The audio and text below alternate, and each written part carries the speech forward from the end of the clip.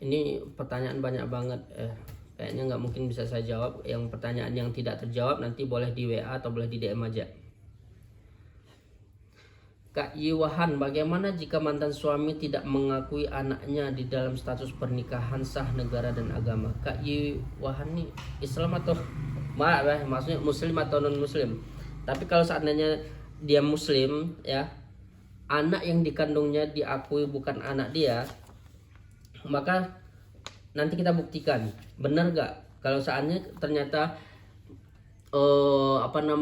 si suami ini berani bersumpah, ya, berani bersumpah tidak mengakui bahwa anak tersebut bukan anak dia, ya, maka secara agama, secara hukum itu jatuh kepada li'an. Li'an itu putus selamanya, ya, putus selamanya, nggak bisa untuk untuk rujuk lagi.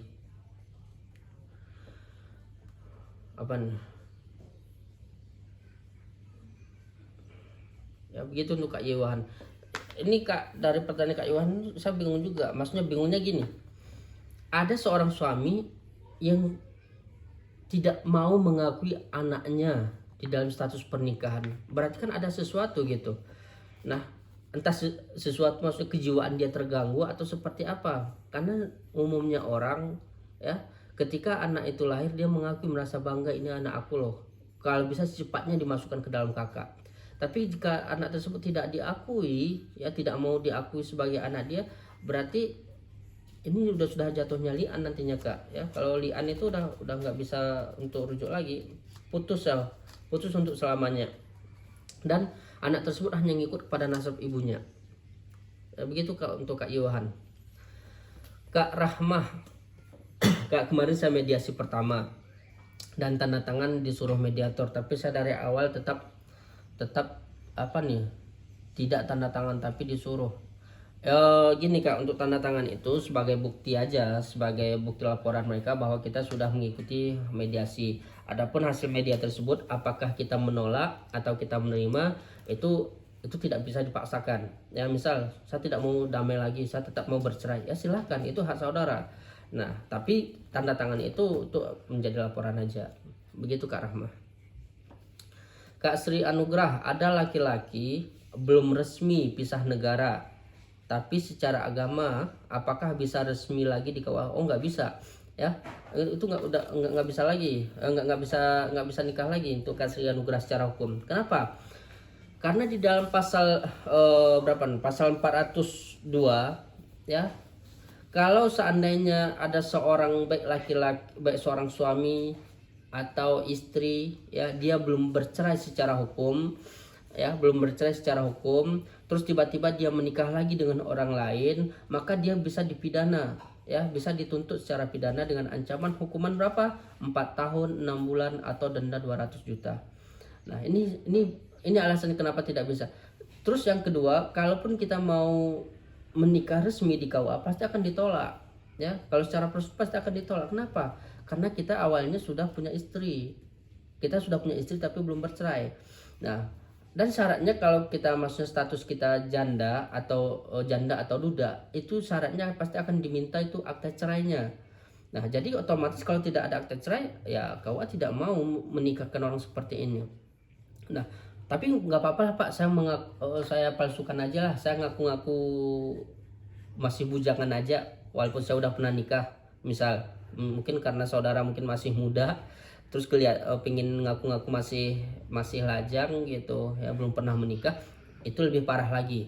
Kenapa? Ancaman orang seperti ini yang memalsukan identitasnya atau tidak memberitahu identitas sebelumnya kepada pejabat atau kepada orang yang menikahkan, itu ancaman hukuman 6 tahun, ya.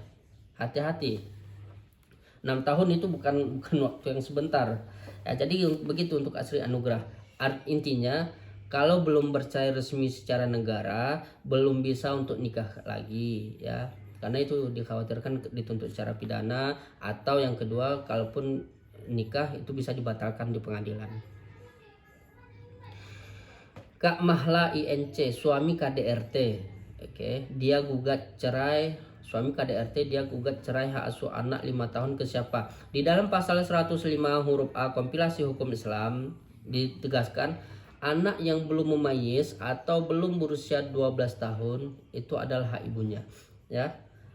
Disebutkan di poin B-nya. Apabila anak tersebut sudah berusia 12 tahun atau lebih, maka dia mengikut pada anak tersebut. Tergantung pada anak tersebut yang mengikut pada siapa, apakah ibunya atau ayahnya. Adapun biaya pendidikan atau pemeliharaan anak tersebut di huruf C-nya itu dibebankan kepada ayahnya, maksudnya. Itu tanggung jawab daripada ayahnya. Ayahnya bertanggung jawab untuk memelihara anak tersebut sampai berusia 21 tahun. Seperti itu Kak Mahla.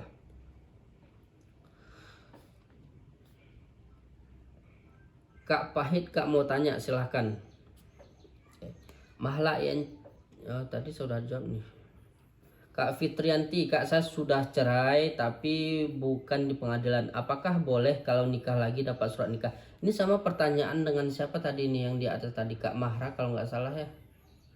Kak siapa tadi ya? Pokoknya intinya kalau kita belum bercerai secara hukum ya di pengadilan agama, belum putus perkawinan kita secara hukum, belum bisa untuk menikah lagi. Kenapa? Karena pertama kita pasti akan ditolak di KUA-nya. Itu satu. Yang kedua, dikhawatirkan kita akan dituntut secara pidana, kita bisa dilaporkan. Dan ini kejadian ya. Saya tidak menyebutkan orangnya ya. Tapi saya punya klien di Purwakarta ya. Saya punya klien di Purwakarta di mana suaminya diketahui menikah lagi dengan orang lain. Ya, diketahui menikah lagi dengan orang lain. Jadi dia karena rasa kesal, mungkin karena nggak nerima, akhirnya dia melaporkan. Kita membuat laporan atas dasar apa? Atas dasar gara-gara suaminya menikah lagi. Ya. Ini yang dikhawatirkan. Jadi untuk Kak Fitrianti sama teman yang di atas satu lagi, kalau belum bercerai secara hukum jangan menikah lagi. Putuskan dulu dengan pasangan sebelumnya. Kalau memang sudah sah, udah putus, udah keluar akta cerainya, baru silahkan menikah lagi. Kak Layung, Kak, kalau suami tidak nafkahin istri 3 tahun gimana? Kalau suami tidak nafkahi istri 3 tahun, pertama secara agama dia berdosa. Hal itu diatur di dalam hadis riwayat Ahmad nomor hadis 6308. Itu secara agama dia laki-laki pendosa. Yang kedua, secara hukum. Ketika seorang suami, kita bisa secara pidana dulu. Secara pidana, kalau seorang suami tidak memberikan nafkah kepada istrinya sedangkan dia mampu, dan dia tidak memberikan nafkah itu dengan maksud untuk menelantarkan, dengan maksud biar istrinya ini biar istrinya merasa sengsara, hidupnya sengsara, maka bisa dipidana atas dasar penelantaran. Ancaman bagi penelantaran kalau saya tidak salah itu diancam dengan 3 tahun ya. Yang ketiga, secara perdata ya. Kalau seorang suami tidak mau memberikan nafkah kepada istrinya, maka istri berhak ya, bisa untuk mengajukan gugatan cerai ke pengadilan agama sekaligus meminta nafkah yang tidak pernah diberikan itu. Ya, jadi selama 3 tahun itu istri bisa meminta nafkahnya. Tadi saya bilang bisa kita minta entah 1 juta atau 2 juta 1 bulan ya, untuk kita tuntut ya, kali aja 2 juta kali 3 tahun ya. Begitu untuk Kak Layung.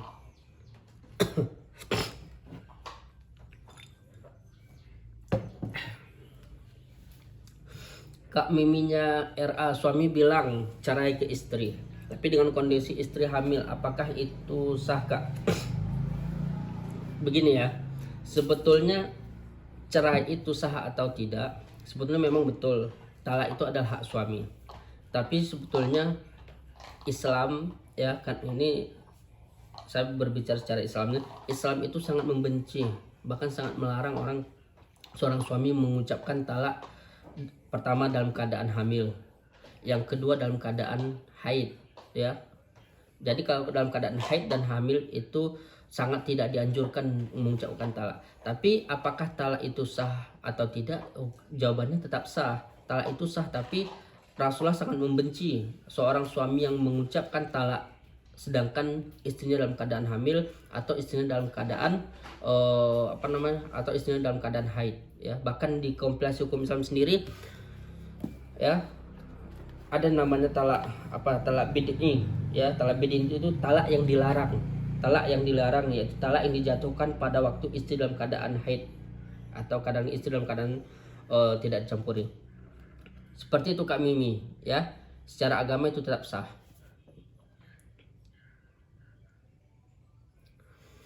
Kak, dalam ruangan sidang dalam ruangan sidang satu dan ruang utama itu ada perbedaannya apa tidak Kak?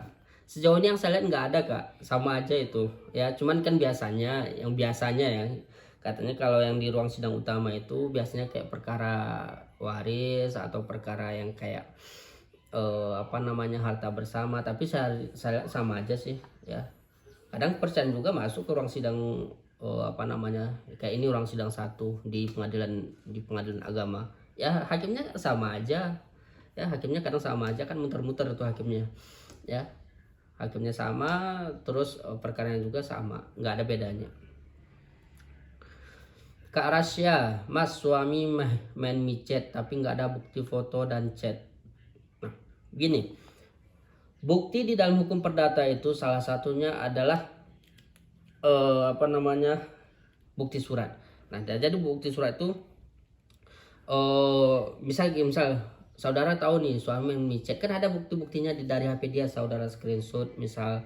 Nah terus saudara print, itu bisa jadi bukti di persidangan. Terus yang kedua, waktu kan pasti ketika istri mengetahui suaminya ternyata main micet, jajan di luar ya, dan dia mengakui. Nah pengakuan itu adalah bukti ya, pengakuan itu bukti di dalam hukum perdata, dan itu bisa menjadi alasan kita mengajukan gugatan cerai karena dia sudah mengakui kalau dia suka main micet ya. Kak Siti, assalamualaikum. Waalaikumsalam warahmatullah.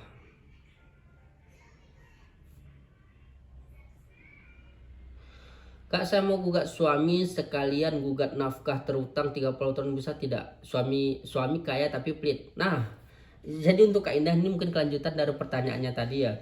Dia menambahkan suaminya kaya tapi pelit. Itu mending digugat aja. Ya, karena dia berarti dia mampu. Yang yang saya bilang sia-sia ya, sia-sia kalau maafnya suaminya miskin ya, suami miskin pelit lagi. Nah itu nggak ada gunanya kita gugat juga. Kenapa? Karena dia nggak akan mampu bayar. Tapi kalau suaminya kaya ya, suaminya kaya, masalah pelitnya itu belakangan, itu bukan urusan kita. Yang penting dia tuh orang kaya, dia tuh mampu untuk membayar. Jadi kalau seandainya perkiraan kita, oh dia ini banyak hartanya nih, kalau kita gugat dia mampu untuk bayar, silakan digugat aja. Nah digugat untuk nafkah madiahnya. Dampaknya apa sih Pak? Kenapa kita harus gugat nafkah kita? Karena gini, nafkah iddah, nafkah muta'ah, nafkah madiah itu haknya istri ya, itu haknya istri pasca perceraian. Tapi kalau kalian kaya ya, saudara kaya, maka tidak perlu dituntut begitu. Nah terus apalagi, nah iddah dan muta'ah itu sebetulnya bukan ketentuan hukum negara, itu ketentuan hukum agama. Jadi sangat wajar ketika seorang suami membayarkan nafkah tersebut pasca perceraian. Itu yang ketiga, biar suami tidak gampang. Masa kita pernah nih cerita dengan diskusi lah dengan ketua pengadilan ya, saya tidak menunjukkan ketua pengadilan agama mana. Dia bilang begini, kenapa sih kita selalu membebankan nafkah iddah dan mut'ah itu sebesar-besarnya kepada suami, agar suami tidak menggampangkan ya perceraian. Jadi jangan, ini istri udah mengajukan ke pengadilan pakai modal ya, pakai tenaga dia datang ke pengadilan, terus tiba-tiba setelah nikah suami dengan gampangnya mengambil akta cerai ya. Ini yang landasan kenapa mungkin ketua pengadilan agama itu ya bilang kenapa nafkah apa namanya nafkah iddah mut'ah itu harus kita bebankan kepada suami katanya ya, biar tidak menggampangkan pengambilan akta cerai. Begitu Kak Indah, boleh dituntut aja. Kak Solihun, aku diusir dari rumah, nggak salah apa dan difitnah langsung minta cerai.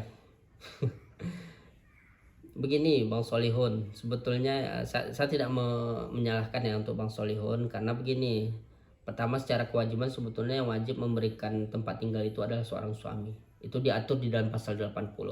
Tapi kalau seandainya kita diusir kan nggak mungkin nggak ada sebab. Akibat kita diusir itu tentu ada sebab sebelumnya ya. Kira-kira sebab apa yang kita lakuin sampai kita diusir? Apa sih salahnya? Apakah maafnya kita selingkuh apakah kita mabuk-mabukan atau main judi atau segala macamnya. Nah, kalau kita memang bersalah, ya, kalau kita merasa bersalah, maka kita minta maaf dulu, ya, kita minta maaf. Tapi kalau saatnya memang ternyata memang dianya mau, karena ada kejadian juga si perempuannya ternyata mau menikah lagi dengan orang lain. Nah,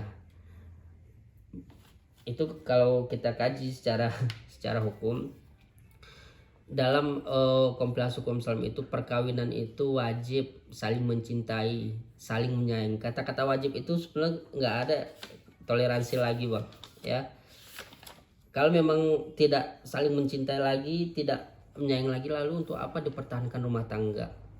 Karena esensi perkawinan itu di situ, saling cinta, saling sayang. Kalau tidak cinta lagi, nggak sayang lagi, untuk apa kita pertahankan rumah tangga? Ya, begitu untuk Bang Solihun. Kalau bukti micet gimana Kak Rasya tadi? Kalau belum jelas jawaban saya untuk Kak Rasya, nanti boleh di WA atau boleh DM aja. Jadi untuk teman-teman yang sudah bergabung di lab saya atau mungkin ada mau ditanyakan, ya, yang tidak mungkin diceritakan di sini, boleh nanti di DM, ya, boleh di DM atau di WA. Nanti silakan kalian mau menanyakan terkait masalah konsultasi dan biayanya, silakan. Atau ada teman-teman yang butuh pendampingan hukum sampai selesai permasalahannya, boleh di WA, boleh di DM, ya, berapa biaya pendampingannya sampai selesai. Khususnya dari daerah Jawa Barat, ya, dari daerah Jawa Barat, dari daerah Jabodetabek, daerah Jawa Tengah, ya, dari 3 wilayah itu bisa kita dampingi. Oke, kita lanjut Kak Mayhani. Assalamualaikum. Waalaikumsalam warahmatullah. Silahkan jika mau ditanyakan Kak. Kak Dolvina Putri. Kak, kalau tiap ribut ngucap saya pulang, kalau tiap ribut ngucap saya pulangin, termasuk talak bukan ya? Sama terakhir udah dipulangin dia bilang emosi. Begini, masalah dipulangin itu tuh kembali pada niat dia, ya. Apakah dia memulangkan itu biar dinasihati sama keluarga dia dari pihak si perempuan, atau dia memulangkan untuk meniatkan untuk menceraikan? Kalau dia memulangkan atau mengusir istrinya dengan maksud untuk silakan pulang kamu ke orang tua kamu, tapi dengan niat untuk menceraikan, maka tetap jatuh talak. Tapi kalau seandainya dia silakan kamu, maksudnya diantarkan, biasanya kalau seperti itu diantarkan ke orang tuanya, tapi Pak, ini anak kamu masalahnya begini, saya udah nggak sanggup lagi untuk menasihati, tolong dinasihati beberapa hari ini, nanti kalau dia sudah sadar nanti saya jemput lagi. Nah, itu kan berarti bukan niat untuk menceraikan, tetapi agar dinasihati, maka itu tidak jatuh talak. Begitu Kak Dolvina. Kak Maulida Nurfiani. Kak, salah nggak kalau aku menggugat suami karena 2 tahun setengah nggak kasih nafkah lahir batin? Ya, nggak salah lah. Bahkan secara hukum di dalam surat edaran Mahkamah Agung nomor 3 tahun 2023, ya, alasan perceraian karena tidak diberikan nafkah itu harus dapat dibuktikan selama 12 bulan. 12 bulan berturut-turut, artinya 1 tahun. Jadi kalau saatnya 1 tahun suami tidak pernah memberikan nafkah, istri boleh untuk mengajukan gugatan cerai. Jangankan 2 tahun setengah, 1 tahun aja berturut-turut suami nggak ngasih nafkah, istri berhak untuk mengajukan gugatan cerai. Ya, begitu Kak Maulida.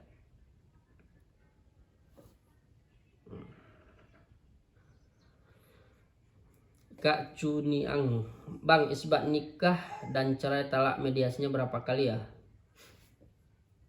Apa nih? Isbat nikah dan cerai talak mediasinya berapa kali ya? Mediasi itu biasanya sekali, ya. Tapi waktu itu kita sempat sampai 2 kali, 2 kali mediasi, ya. Tapi lumrahnya yang saya lihat 1 kali mediasi udah selesai, ya. 1 hari itu udah selesai kok. Mau isbat nikah dan cerai, namanya isbat cerai itu.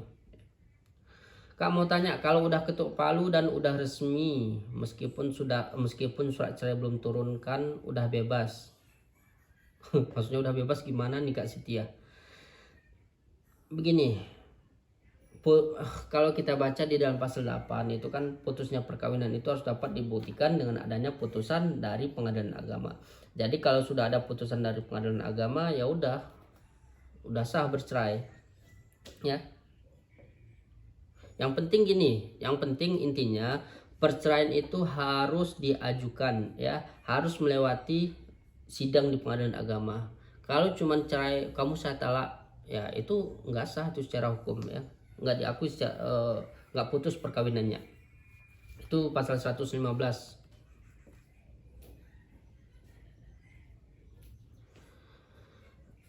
Udah berapa nih? Oke, untuk teman-teman semua karena ini sudah mau jam 10.